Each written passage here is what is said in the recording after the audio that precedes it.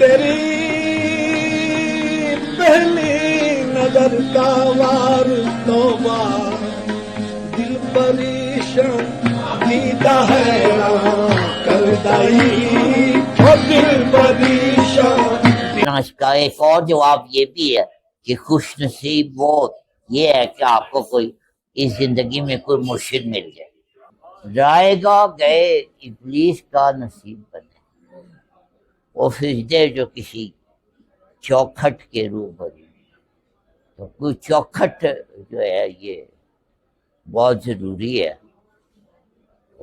ورنہ سجدے جو ہے نا وہ اسے بابا نے یوں بھی فرمایا ہے کہ انسان کی محبت کے بغیر اللہ کا سجدہ جو ہے وہ انا کا سجدہ بھی ہو سکتا ہے. تو یہی وجہ ہے کہ بعض اوقات بہت عبادت گزار لوگ جو ہیں وہ بہت سنگدل ہو جاتے ہیں. وہ اللہ کا سجدہ کرتے کرتے جو ہے نا وہ اپنے آپ کو کچھ اللہ ہی سمجھنے لگتے. ہنر اتنا تو سرے ذوق نظر دیکھوں میں، چہرہ تیرا دیکھوں آئینہ اگر دیکھوں. تو میرے استاد محترم نے یہ شعر سن کے کہا کہ کبھی کبھی اچھا شعر ایک برے شاعر کے اوپر بھی آ جاتا ہے. یہ سوال بھی ہوتا ہے کہ مرشد کا کیا کام ہوتا ہے. مرشد کا یہی کام ہوتا ہے کہ وہ جو اس کے ساتھ لگے ہیں لوگ ان کو لے کے جنت میں چلا جائے. تو وہ کیسا مرشد ہوگا کہ وہ خود جنت میں بیٹھا ہو اور اس کے مرید دوزخ میں جل رہے. ٹھیک ہے نا، یہ مرشد کا کام ہوتا ہے. تو اس طرح اس کا ایک اور جواب یہ بھی ہے کہ خوش نصیب وہ یہ ہے کہ آپ کو کوئی اس زندگی میں کوئی مرشد مل جائے. کو جیسے کہا تھا حضرت بابا فرید نے کہا تھا، آپ کو یاد ہوگا، یہ کوئی بخشیا مل جائے. کیا ہے وہ؟ اٹھ فریدا ستیا تو دنیا ویکھن جا، جے کوئی پہ مل پہ بخشیا تو تم ہی بخشیا جا. یعنی کہ اگر آپ کو کہ بخشا ہوا مل جائے اور بس یہی خوش نصیبی کی انتہا ہے، اس کے بعد کچھ کرنے کی ضرورت نہیں ہے. اس کے بعد صرف اس کے ساتھ رہنا. آپ کسی بخشے ہوئے کے ساتھ رہنا جو ہے یہ خوش نصیبی کی انتہا اور یہ بخشا جانے کی دلیل ہے. اور اللہ نے قرآن پاک میں بھی یہ بیان کر دیا واضح طور پہ کہ صراط مستقیم کیا ہے. کہ انعام یافتہ لوگوں کے ساتھ رہنے کا نام جو ہے وہ صراط مستقیم. تو اس دنیا میں بھی اگر کوئی انعام یافتہ مل جائے تو یہ بھی خوش نصیبی کی انتہا ہوتی ہے. ٹھیک ہے نا. تو انعام یافتہ لوگ مل جانا جو ہے نا یہ خوش نصیبی. انعام یافتہ وہ ہوتے ہیں جن کا اللہ نے انعام کیا. اور یہ بھی بابا زور نے لکھا ہوا ہے کہ اللہ کا اس دنیا میں سب سے بڑا انعام جو ہے وہ محبت ہے. تو انعام یافتہ بندہ ہمیشہ آپ محبت کرنے والا بندہ. زمین پہ ہونے والا سب سے بڑا آسمانی معجزہ جو ہے یہ انعام یافتہ بندے کی میں آپ کو پہچان بھی بتا رہا ہوں، تعریف بھی بتا رہا ہوں. وہ محبت والے بندے جو ہیں یہ انعام یافتہ لوگ. وہ پرانی اردو کا ایک شعر یاد آ گیا، کہتے ہیں جی جو بھی آوے ہے نزدیک ہی بیٹھے ہیں تیرے، جو بھی آوے ہے نزدیک ہی بیٹھے ہیں تیرے، ہم کہاں تک تیرے پہلو سے سرکتے جاوے. ہم کہاں تک جنا اور کوئی بات. یہ تو ہو گئی خوش نصیبی سے مراد یہ بھی تو ہو سکتی ہے نا کہ اپنے نصیب پہ راضی ہو جانا اور گلہ ختم کر دینا. جو کچھ اس نے عطا کیا ہے اس کا بس شکر بجا لانا ہی خوش نصیبی ہے. بالکل نا. یہ بات تو پہلی بات ہے، اور یہ بات تو دربار شریف پہ لکھی ہوئی ہے اور یہاں جتنے لوگ بیٹھے ہیں ان سب کو یاد ہے. ٹھیک ہے نا. تو اس لیے میں نے یہ بات جو ہے دانشتہ دہرائی نہیں ہے، ٹھیک ہے نا، تو یہ بات تو بنیادی بات. جی بابا حضور کا قول ہے اپنے وجود کو نگاہ بنا کر اپنی پیشانی میں رکھو اور اس نظر سے سجدے کے اندر جلوے تلاش کرو. اس لائن کی تشریح فرما دیں. صحیح ہے، یہ قرآن پاک کی آیت ہے ایک کہ سجدہ کر اور قریب ہو جا. جی مولانا.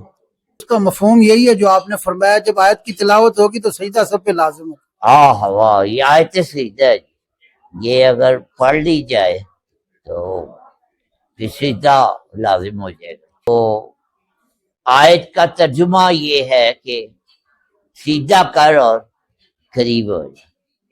اور وہ جو مولانا کہہ رہے ہیں کہ جو بندہ یہ جس کو کان میں یہ بات پڑ جائے تو وہ پھر سجدے میں نہ جائے تو پھر بندہ نہیں ہے، ٹھیک ہے نا.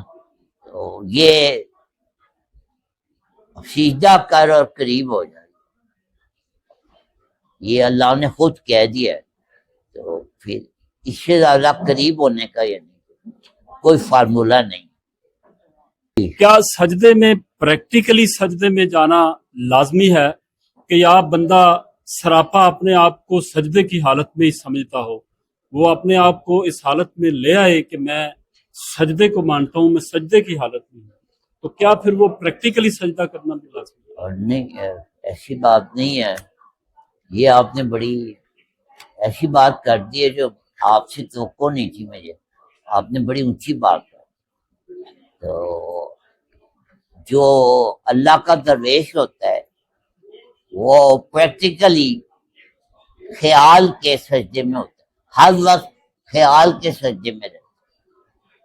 یہ بابا ہونے کی بات میں سنا رہا، اپنی طرف سے نہیں بتایا کہ جو اللہ کا درویش ہوتا ہے وہ ہر لمحہ خیال کے سجدے میں رہتا ہے، یعنی کہ وہ اپنے خیال میں ہر وقت سجدے کی. حضرت بابا بلے شاہ قصوری علیہ الرحمہ وہ یاد آ رہے ہیں کچھ جملے بلند آواز سے کچھ اس طرح سے فرمایا کہ لوکی پنج نمازاں پڑھ دے، لوکی پنج نمازاں پڑھ دے، عاشق دم دم سجدے کر دے، واہ لوک مسیتی عاشق قدماں وچ.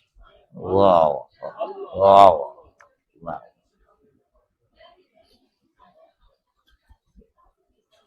ایک شعر پہ ہمیشہ بھی آپ کو سننا پڑے گا. یہ شعر بابا حضور کو بہت پسند تھا اور میں نے محفلوں میں خود بابا حضور کی زبانی جو ہے نا یہ کئی دفعہ سنا ہے. بابا حضور رائے گاں گئے، بڑا یہ سمجھنے والا شعر. رائے گاں گئے ابلیس کا نصیب بنے، اور بڑا اونچا شعر ہے اور بہت سمجھنے والا شعر. اس میں بڑا راز بیان ہوا ہے کہ رائے گاہ گئے ابلیس کا نصیب بنے. رائے گاہ گئے کا بیکار گئے، ابلیس کا نصیب بنے. وہ سجدے جو کسی چوکھٹ کے روبرو نہ ہو، وہ سجدے رائے گاہ گئے ابلیس کا نصیب بنے. وہ سجدے جو کسی چوکھٹ کے روبرو، تو کوئی چوکھٹ جو ہے یہ بہت ضروری ہے. ورنہ سجدے جو ہے نا وہ اسے بابا حضور نے یوں بھی فرمایا ہے کہ انسان کی محبت کے بغیر اللہ کا سجدہ جو ہے وہ انا کا سجدہ بھی ہو سکتا ہے. تو یہی وجہ ہے کہ بعض اوقات بہت عبادت گزار لوگ جو ہیں وہ بہت سنگ دل ہو جاتے.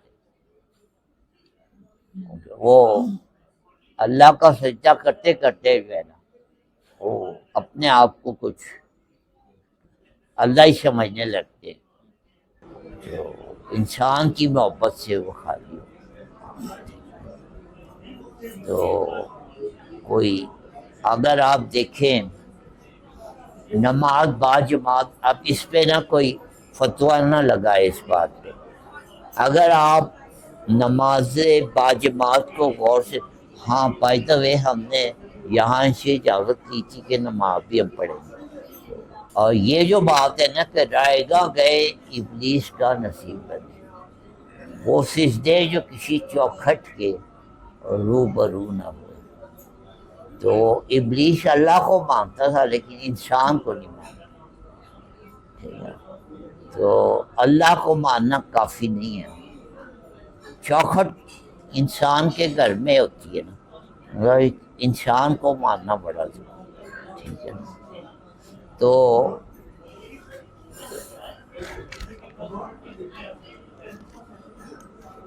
اللہ کا جو گھر ہے نا اس میں کوئی دروازہ نہیں ہے، بند ہے ہر طرف، تو چوکھٹ جو ہے وہ انسان کے گھر میں ہی ہے، ٹھیک ہے نا؟ تو انسان تلاش کرنا، تو وہ جو بات ہو رہی تھی کہ یہ شعر جو ہے نا یہ شریعت کے عین دائرے میں ہے، اگر آپ نماز باجماعت کو غور سے دیکھیں تو ایک بندے کا سر دوسرے کے قدموں میں ہوتا ہے کہ نہیں ہوتا، اور اس کی الگ نماز پڑھنے سے اس کی کتنی زیادہ فضیلت ہے، ہر بندہ دوسرے بندے کے قدموں میں سر رکھ رہا،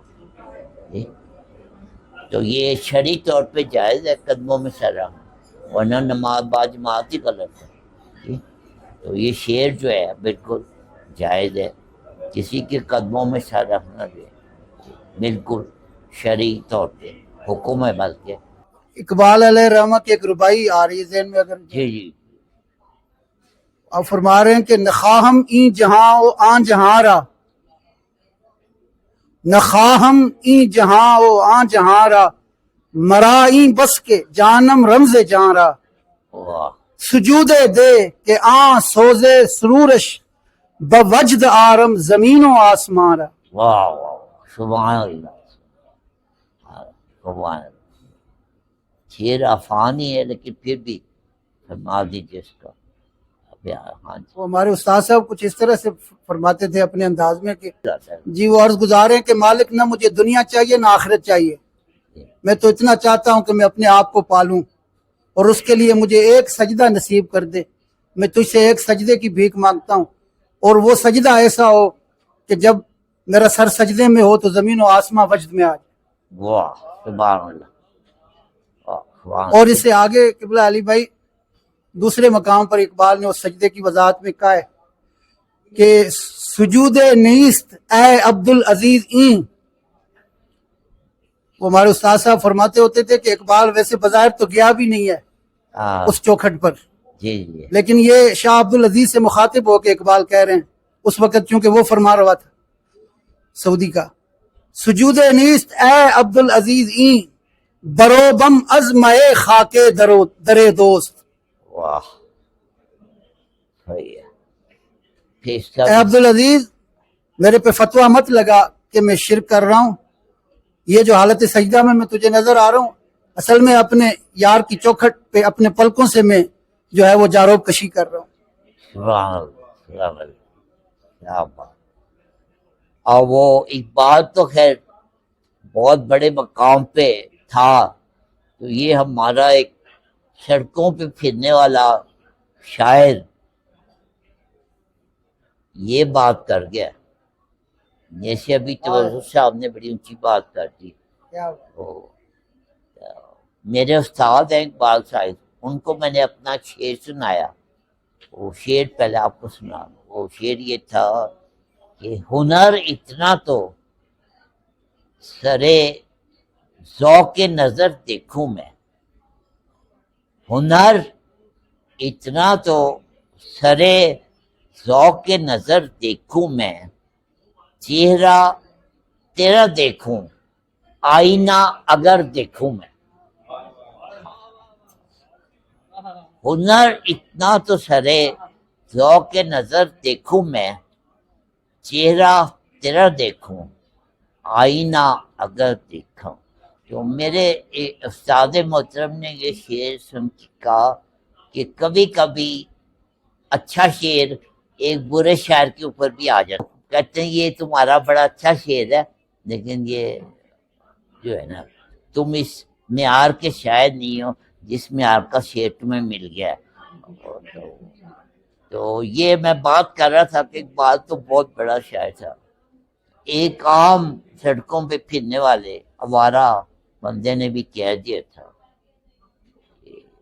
میں نے پلکوں سے در یار پہ دستک، میں نے پلکوں سے در یار پہ دستک دی ہے، میں وہ سائل ہوں جسے کوئی صدا یاد نہیں، میں نے پلکوں سے در یار پہ دستک، واہ واہ، میں وہ سائل ہوں جسے کوئی صدا یاد نہیں۔ تو وہ ساغر صدیقی بھی کبھی کبھی، ساغر صدیقی پہ بھی کبھی کبھی اچھا شعر آ جاتا ہے۔ جی محسن صاحب، بابا حضور کی جو حضور مولا کائنات کی منقبت میں سے ایک سجدے کا شعر ہے، اگر اجازت ہو تو میں جی جی جھکے آسمان جھکے سجدہ کرے، تو اٹھے تو زمین اٹھے تعظیم سے، سرنگوں باب خیبر ہے ایک ضرب سے، تو ید اللہ آیا کیا تیری شان ہے، سبحان اللہ۔ بڑا یہ بات میں کرتے کرتے رک گیا تھا کہ چوکھٹ جو ہے نا، چوکھٹ کا ذکر کیا ہے، جو شعر میں نے سنایا ہے، جو سجدے کسی چوکھٹ کے روبرو، یہ نہیں کہا کسی گھر کے روبرو نہیں ہوئے، اور یہ بھی نہیں کہا کہ کسی شہر کے رو نہ برو۔ تو چوکھٹ کیا ہے؟ چوکھٹ باب ہے، باب علم ہے، باب کا ذکر کیا۔ یہ بھی کہہ سکتے تھے کہ جو سجدے کسی شہر کے آگے نہ ہوئے، شہر مدینہ تو مشہور ہے، یا کسی گھر کے سامنے نہ ہوئے، کسی چوکھٹ کا لفظ جو ہے نا یہ استعمال کیا۔ دھرتی نو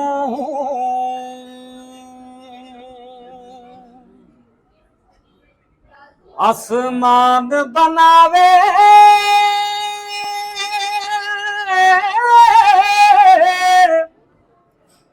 عشق دیے تاثیر،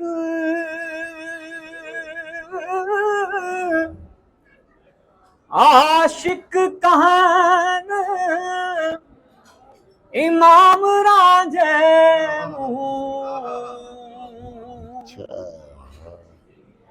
ہیرے معشوقاں دی پیر، واہ مقرر دھرتی نو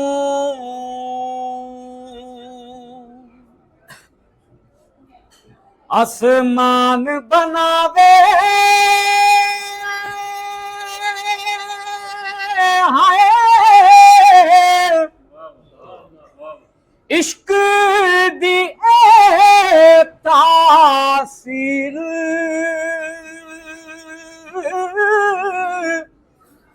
عاشق کہن امام راجے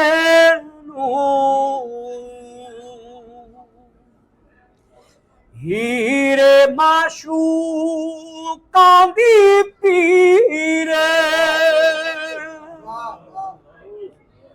اے جیون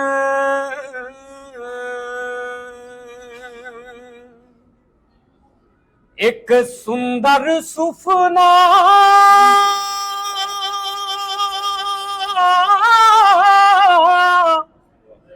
ادھے چمک جاندا اے، عمر بیچاری روزو لبدی،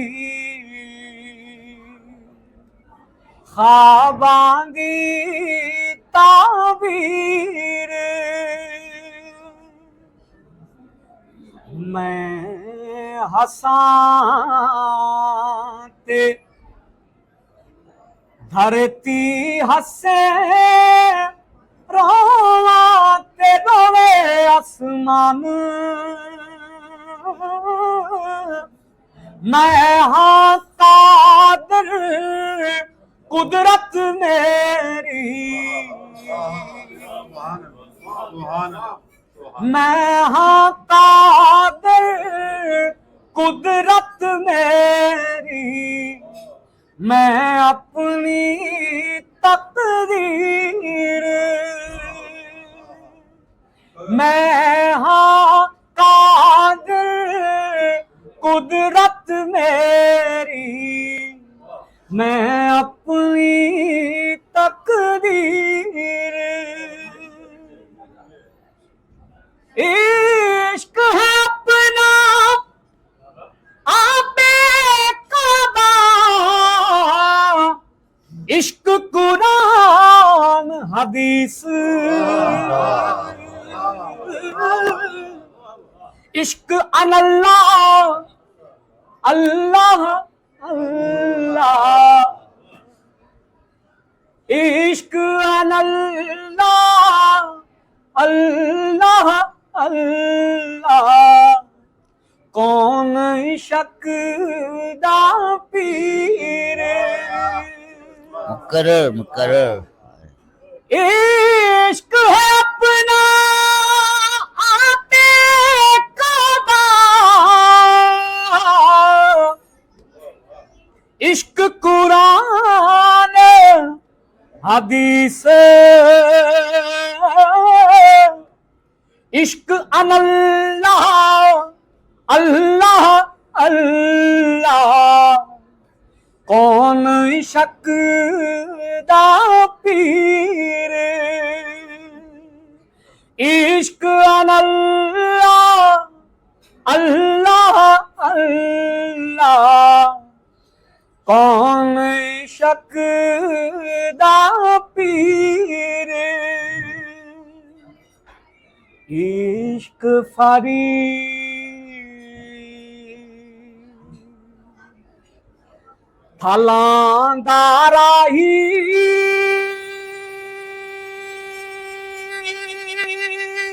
ہائے رو رو عمر گزارے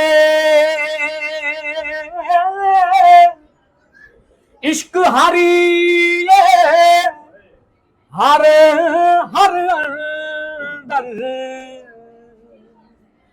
عشق بھگت تعبیر عشق ہری ہر ہر اندر عشق ہری ہر ہر اندر عشق بھگت کبیر تیرے میرے رشتے کوڑے کوڑا سب پسار ماں پہ چاچے ماں میں کا دے عشق دے کے دیوی ماں پہ چاچے ماں میں کا دے عشق دے کے دیوی